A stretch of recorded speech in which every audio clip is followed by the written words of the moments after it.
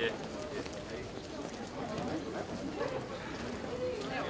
Veliko mi je zadovoljstvo danas unatoč lošem vremenu biti ovdje i vidjeti kako jedan strani investitor, Domos Grupa iz Turske, ovdje uspješno investira, naravno na korist svoje kompanije ili na veliku, zaista veliku korist gradu Šibeniku i cijeloj Hrvatskoj. Marina koja je ovdje, hotel koji se gradi je zaista vrh standarda, ne samo kada je riječ o našim kriterijima, nego rekao bih i o svjetskim kriterijima. Očekujem da će, kada sve bude u pogonu, turistička ponuda ovdje u Šibeniku, promet, zarada znatno porasti i zapravo samo možemo poželjeti da bude više ovakvih investicija.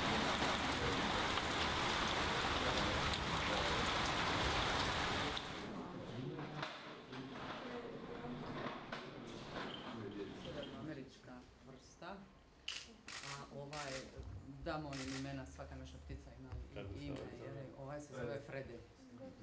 Možete se nasmijati. To me mrtvo gleda, ne? Ja ne mogu korigirati sa podatke ovako. Probajte staviti ruku uz glavu. Bliže. Ja sam namjerno trdalje. Tamo.